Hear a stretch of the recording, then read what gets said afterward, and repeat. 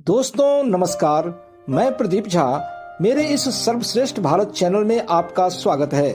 मोक्षदायिनी पवित्र सप्तपुड़ियों में से एक द्वारका धाम का वर्णन करने से पहले आपसे रिक्वेस्ट है कि आप इस वीडियो को लाइक व शेयर करें तथा चैनल को सब्सक्राइब कर बेल आइकन जरूर दबाएं, जिससे कि हमारे आने वाली ऐसी ही वीडियो का नोटिफिकेशन आप तक आसानी से पहुंच सके।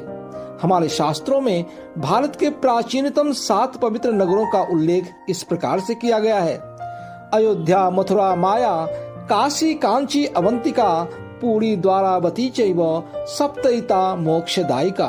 अर्थात अयोध्या, मथुरा, हरिद्वार, काशी, कांचीपुरम, अवंतिका या उज्जैन, जगन्नाथपुरी और द्वारका ये 7 मोक्षदायिनी सप्तपुरी हैं। भगवान श्री कृष्ण की कर्म भूमि द्वारका नगरी, जो हजारों वर्ष से समुद्र की गहराई में डूबी हुई है।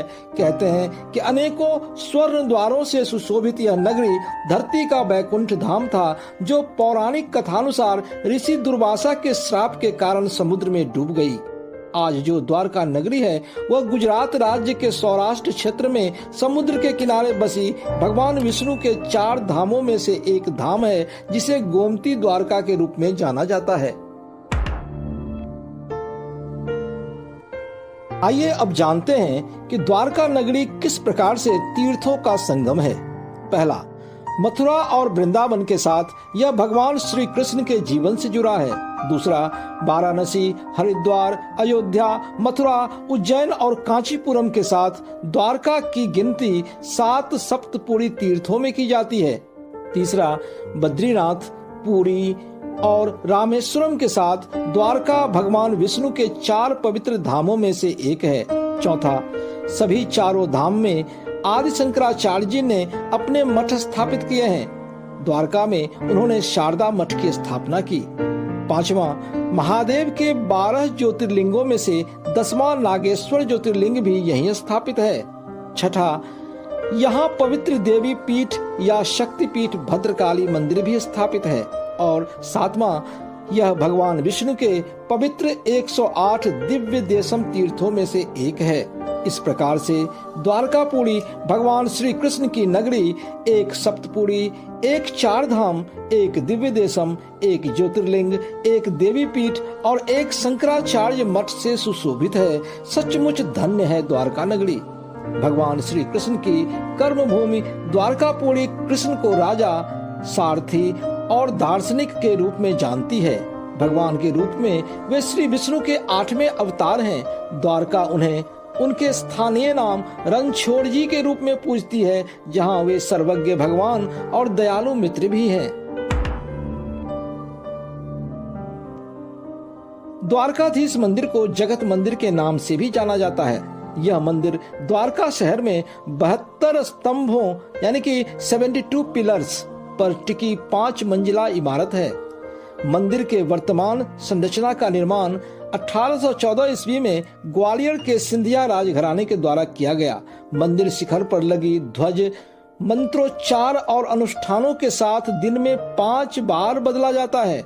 मंदिर के अंदर मुख्य देवता भगवान द्वारकाधीश हैं, जो त्रिभंग मुद्रा यानी कि 3 वक्र मुद्रा में खड़े भगवान श्री कृष्ण की एक काली मूर्ति है। गर्भगृह को सोने और चांदी के आभूषणों से सजाया गया है।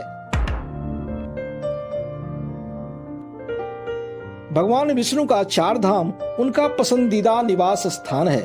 ऐसा कहा जाता है कि श्री विष्णु अपने दिन की शुरुआत बद्रीनाथ मंदिर के पास बहने वाली अलकनंदा नदी में स्नान करने के साथ करते हैं। फिर द्वारका में सुनहरे पीताम्बर वस्त्र धारण कर ब्रह्मांड के राजा के रूप में आभूषण धारण करते हैं। ओडिशा के पुरी में वे 56 भोग का भोजन करते हैं और अपने भक्तों की प्रार्थना सुनने के बाद विश्राम करने के लिए रामेश्वरम पहुंचते हैं। भारतीय सांस्कृतिक विरासत के इस धरोहर के बारे में पूरे विश्व में तब चर्चा होने लगी जब हाल ही में भारत के वर्तमान प्रधानमंत्री श्री नरेंद्र मोदी ने भारतीय नेवी की सहायता से समुद्र के अंदर गहराइयों में जाकर प्रभु श्री कृष्ण के इस पवित्र स्थल का दर्शन व पूजन किया और मोर पंख का चढ़ावा भी चढ़ाया। गर्व है हमें अपनी हजारों वर्ष से चली आ रही महान सनातन सांस्कृतिक विरासत पर। मैं प्रदीप झा आपसे रिक्वेस्ट करना चाहूंगा कि धरती के वैकुंठ द्वारकापुरी का अवश्य दर्शन करें और वहां छुपी हुई दिव्य ऊर्जा को महसूस करें।